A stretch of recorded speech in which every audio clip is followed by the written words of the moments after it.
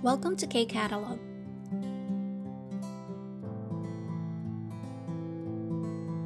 Level 3, Unit 14, Culture and Information Part na po tayo, page 188 ng textbook. Title ng ating passage, 휴대폰 개통 방법. So, how to activate a mobile phone or paano magkakaroon ng phone subscription. So, kung first time mong dumating sa Korea, ano yung mga dapat na gawin para magkaroon ka or magamit mo yung phone dito, no?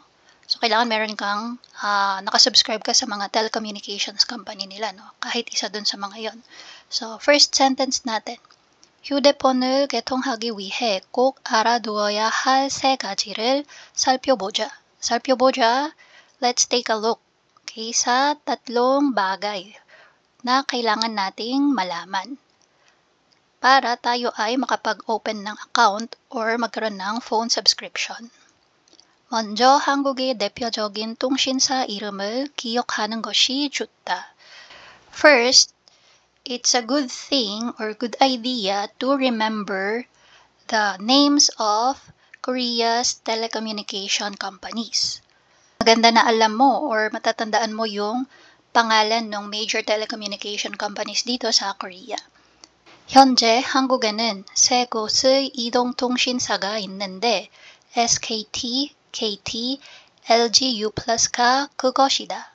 Sabi dito, sa Korea, meron currently 3 mobile telecommunication companies.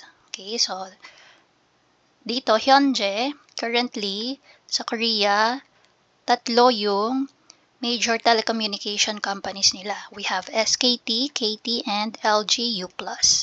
따라서 휴대폰을 개통하려면 이 세 곳의 통신사 대리점에 가야 한다.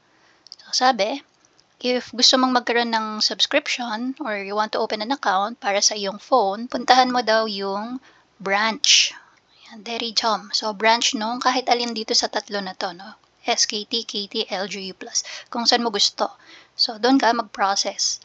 휴대폰을 개통하러 갈 때는 신분증을 반드시 가져가야 한다.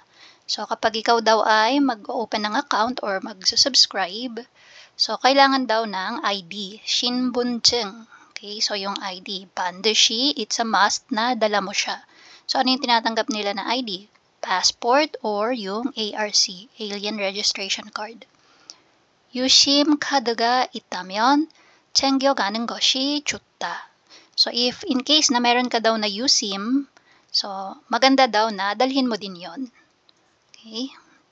챙겨가는 것이 좋다. So, maganda na dalhin mo yung USIM na meron ka. 단, 외국인 등록을 하기 전에는 본인 이름으로 휴대폰을 개통하는 것이 불가능하다는 것을 알아야 한다. 알아야 한다, you have to know. Kailangan malaman mo na it's impossible for you to have a subscription or makapag-open ng account ng phone under your name if hindi ka pa nakakapag-register as foreign residents. So, halimbawa, bagong dating ka dito sa Korea, and then kailangan mo na ng phone. So, gusto mo mag-open ng account. Kaya lang, hindi ka pa nakakapag-register as alien or foreigner dito sa Korea kasi you're considered as foreigner, no?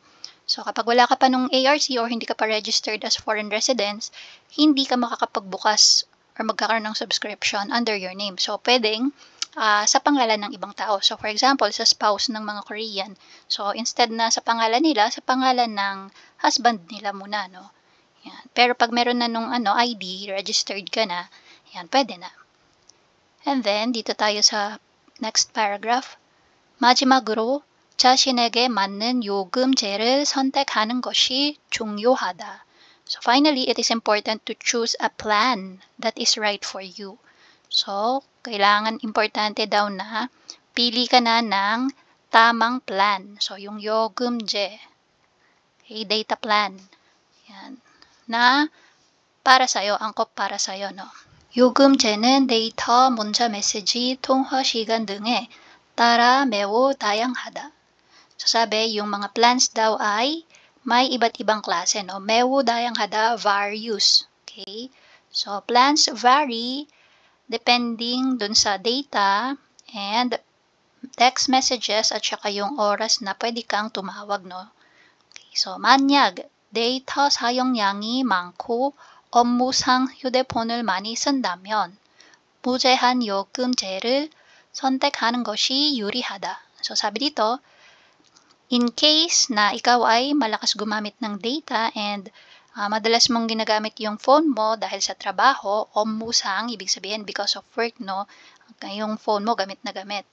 So better na ang piliin mo daw is yung unlimited plan.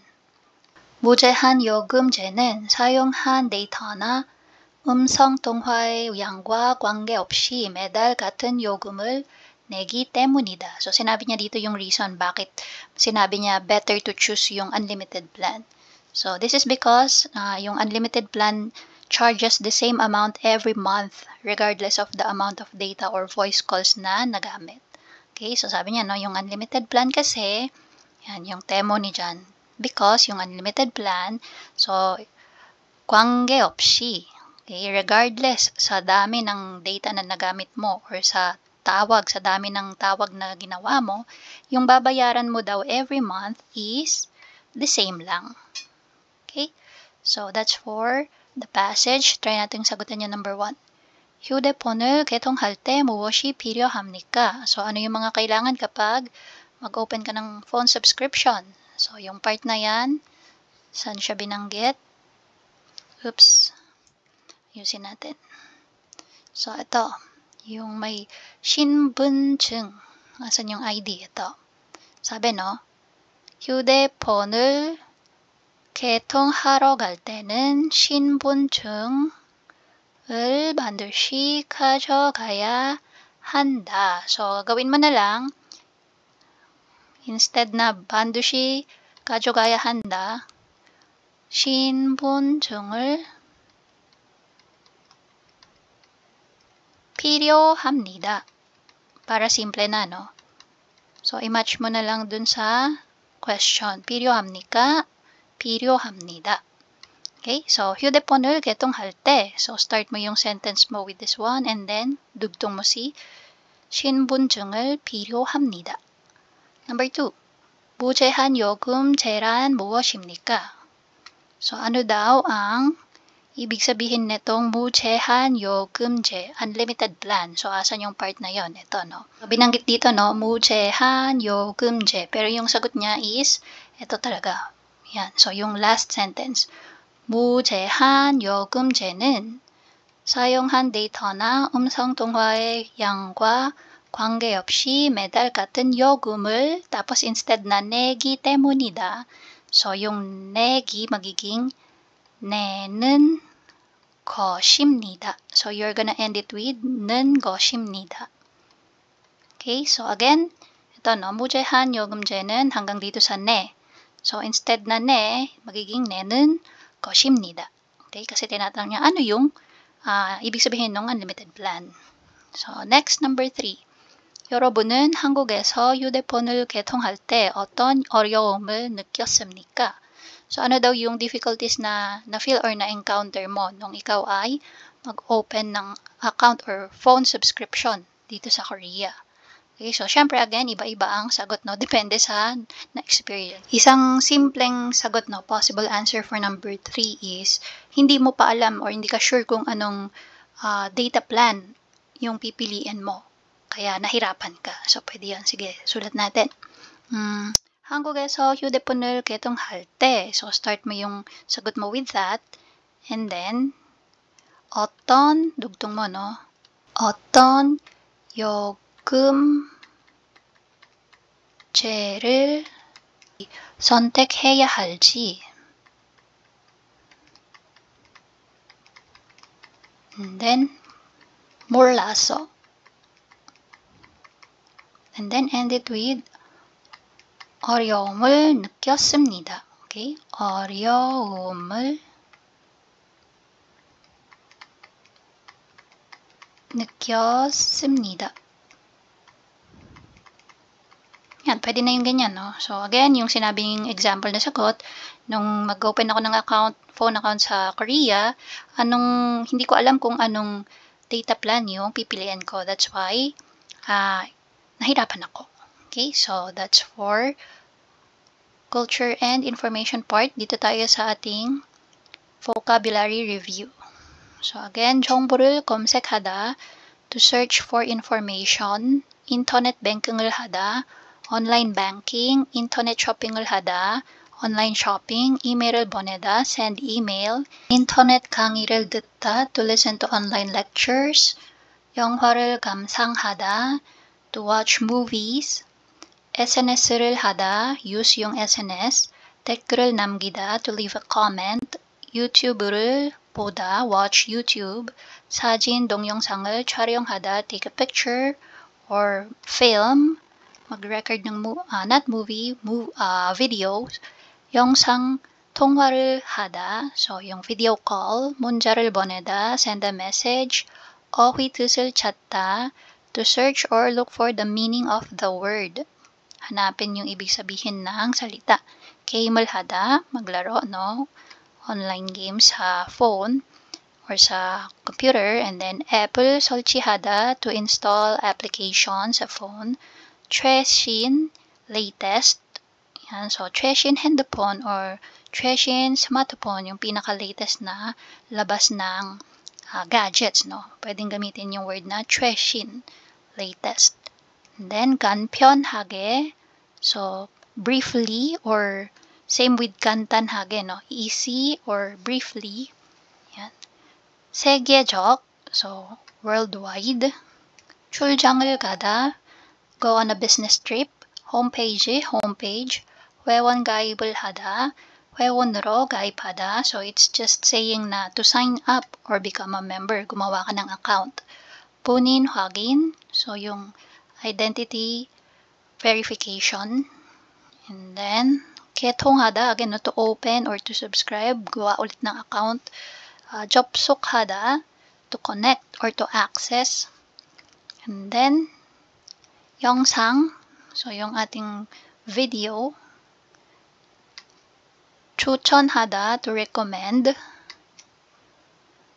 긍정적. 긍정적 is yung pagiging positive. Okay, so positive comment, 긍정적 댓글. 고립감, so isolation, no? 대중화, popularization. 부정적, ito naman yung negative. So kung yung 긍정적, positive, 부정적, negative. Internet 중독, so yung pagiging addicted sa internet. And then 불면증, insomnia, 시력 악화, impaired vision or worsening vision. 음주운전, drunk driving, 어색하다, awkward. 소통하다, communicate. 신속하다, quick. 해결하다, to resolve. 의존도, yung pagiging dependent or dependency. 수시로, from time to time. Data. Pupianhwa, universal, pagiging universal ng isang bagay, no? Kumbaga halos lahat alam na yung bagay na yon or ginagawa na yung bagay na yon. 소통이 단절되다, so nagiging disconnected or naka-cut off yung communication. So ito yung part na, halimbawa yung example ko is, instead na nag-uusap-usap kayo, na magkakaibigan pag nag-meet kayo, na focus kayo dun sa screen nyo sa phone nyo, no? So, parang nawawala yung totoong communication. And then, gain, 정보, 유출. So, yung, again, 유출, pag-leak ng personal information. And then, 사생활, 노출, exposure ng private life. 과유, 불급. So, ito yung kasabihan nila, no? Again, yung kasabihan na mas okay na yung kulang kaysa sa sobra. And then, 지혜, wisdom. And then, 활용하다, to utilize or to use. Okay? So, that is for Level 3, Unit 14. And that's it. If you find this video helpful, please hit the like, share, and subscribe button. So I still hope to see you in the upcoming videos. And again, thanks for watching.